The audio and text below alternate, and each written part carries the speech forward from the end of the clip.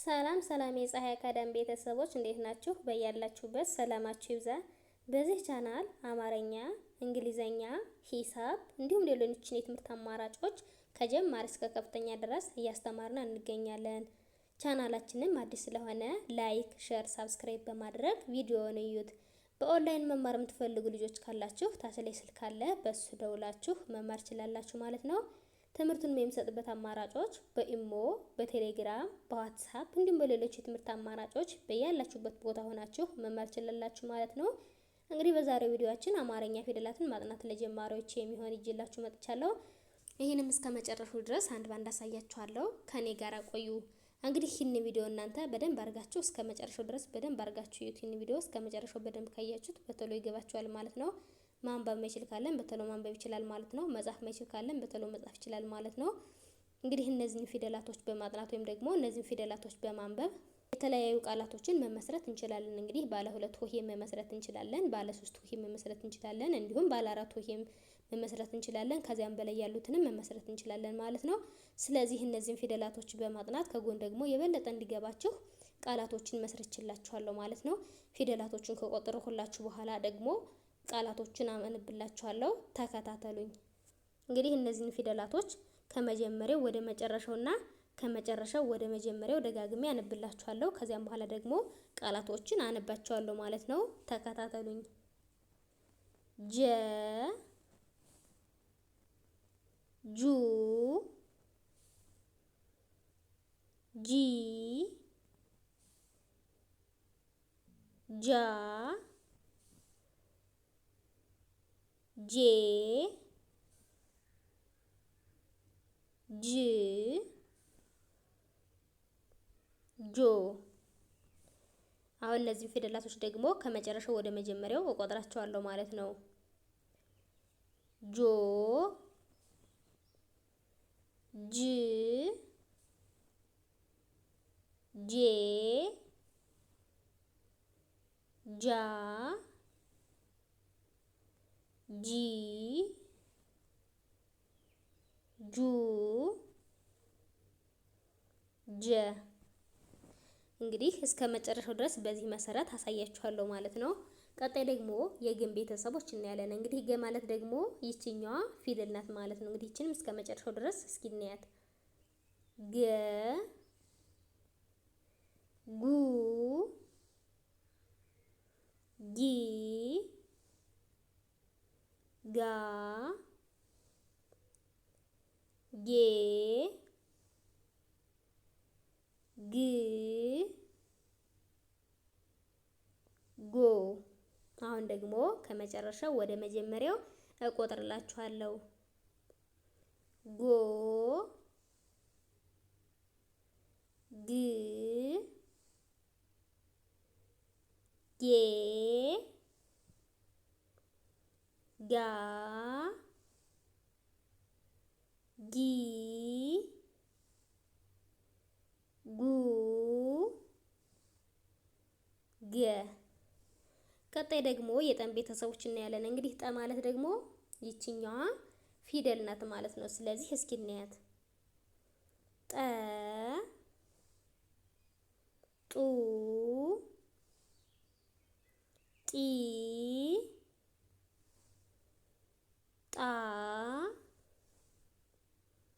ጤ ጥ ጦ። ቀጣይ ደግሞ ወደ መጀመሪያው ቆጥርላችኋለሁ። ጦ ጥ ጤ ጣ ጢ ጡ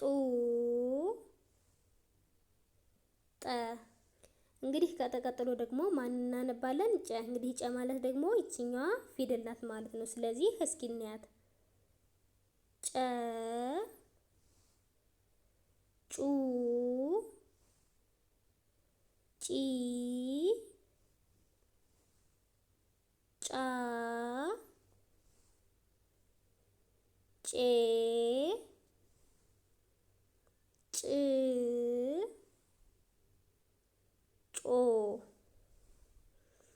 ደግሞ ከመጨረሻው ወደ መጀመሪያው ቆጥራቸዋለሁ።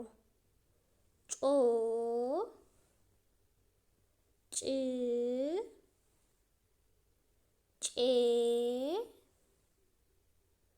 ጫ ጪ ጩ ጨ። ቀጣይ ደግሞ ጸ የምትባለውን ፊደል እንቆጥራታለን። እንግዲህ ጸ ማለት ደግሞ ይችኛዋ ፊደል ናት ማለት ነው። ስለዚህ ጸ ጹ ጺ ጻ ጼ ጽ ጾ። እሺ አሁን ደግሞ ከመጨረሻው ወደ መጀመሪያው እንቆጥራቸዋለን ማለት ነው። ጾ ጽ ጼ ጻ ጺ ጹ ጸ።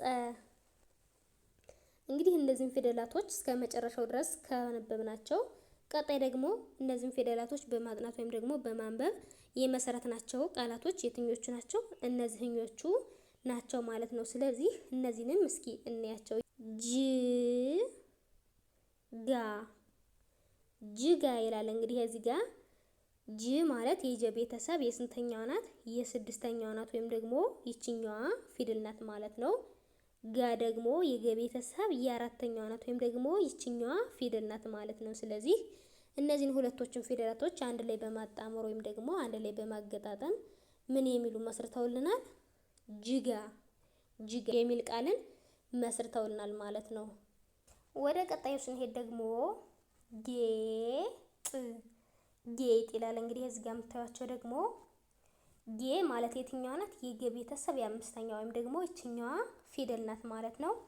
ጥ የጠ ቤተሰብ የስድስተኛ ወይም ደግሞ ይችኛዋ ፊደል ናት ማለት ነው። ስለዚህ እነዚህን ሁለቱን ፊደላት በአንድ ላይ በማጣመር ጌጥ ጌጥ የሚል ቃል መስርተውልናል ማለት ነው። ስለዚህ እነዚህን ካየነ ወደ ቀጣዩ እንሄድ። እንግዲህ ቀጣይ ደግሞ ጠጅ ጠጅ ይላል ማለት ነው። እንግዲህ እዚህ ጋር የምታዩት ደግሞ ምንድነው? ጠ የጠ ቤተሰብ የመጀመሪያዋ ናት ወይም ደግሞ ይችኛዋ ፊደል ናት ማለት ነው።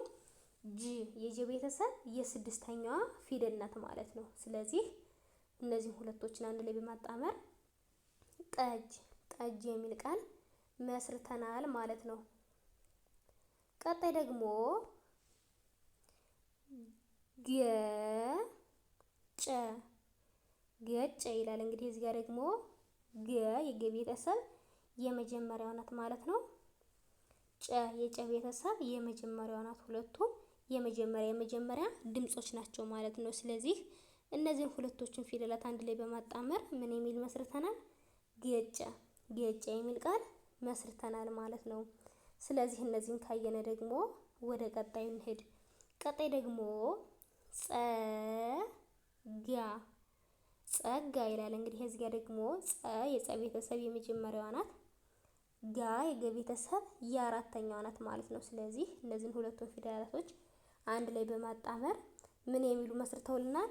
ጸጋ ጸጋ የሚል ቃል መስርተውልናል ማለት ነው። እንግዲህ በዚህ መሰረት ሌሎቹንም ቃላቶች መመስረት እንችላለን ማለት ነው።